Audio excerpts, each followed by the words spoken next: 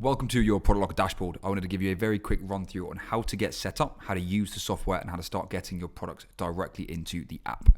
So here we have our product dashboard. This is essentially where you'll see and manage all of the products that you have within your product dashboard. You can see things such as the buy box price, the FBA fees, number of sellers, are Amazon selling that, the monthly revenue, and then when you come further along down, you're going to be able to manage your sources. You can also refresh that particular product to get new metrics. You can open this up to see more in-depth metrics on that product. You can also then delete the product, add a purchase if you've decided to go ahead and buy that product. You can get up more in depth, so go into sort of more about the profit, how it's calculated, how the ROI is calculated, your total fees, what the referral fee might be, then what the FBA fee might be as well. And then you can also open that up directly in an Amazon listing if you wanted to go and analyze that product, maybe look at the reviews and see it a little bit more in depth. Then we come over to the product scanner. The product scanner, we have a variation of different ways to import products from some sort of sheet or manually directly into the app. So you can enter into here a UPC, an EAN code, or an ASIN. If you have put an ASIN, you want to toggle that button on, and then any other information regarding that product that you want to add. Once you add that product in, you can then search for it. We're going to give you a little bit more information on that product, and you can decide what you want to do with it, whether you want to add it to your dashboard or simply move on. Next, we've got the wholesale scanner.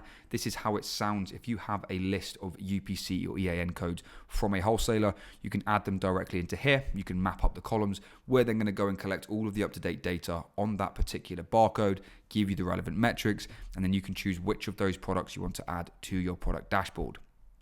Then we've got ASIN import. This is the same as a wholesale scanner. However, instead of uploading UPC or barcodes, what you're actually uploading here is a list of ASINs. Again, we're then going to go and scan all of those products. We're going to pull in all the updated metrics where you can then add those products directly to your dashboard. We also do the same where you can paste in a list. So for example, if you were to copy and paste a bunch of ASINs from a Google Sheets file, you can simply copy and paste the whole lot of them and import that directly into here. Then we've got Google Sheets Sync. This is where you can import your current Google Sheets file directly into ProductLocker, where in the future you'll be able to resync it with just the click of a button to automatically import all of that data directly into your ProductLocker dashboard. This could be used if you use third-party tools like SellerAmp. Every time you find a product, you add it to a Google Sheets file. You can then come in here, resync it, and add them directly to your ProductLocker dashboard so you can update it, continuously store that product, manage things like purchases, and anything else you want to keep looking at. The way this works, add your URL in here. You need to make sure that the Google Sheet is on sharing via this link. Verify the sheet. You'll then map the columns, review and sync it. And again, we'll scan all of those products, re-update all of the metrics from buy box price, FBA fee, number of sellers, and then you can import that directly into your dashboard. This is a new feature. We have the wholesale management. Within here, you can actually start to find wholesalers for a particular ASIN. So let's say we want to put an ASIN into here. We can then select which marketplace we want to find that product for and click search. What that is then going to do, and we'll give you a quick example here, is it's going to find wholesalers within the area, within your country, where you can start to find that product. So we've got that product information here, find that product, and now we're using AI to actually source wholesalers who actually sell this product, who we can then reach out to and start to discuss possible buying in large quantities.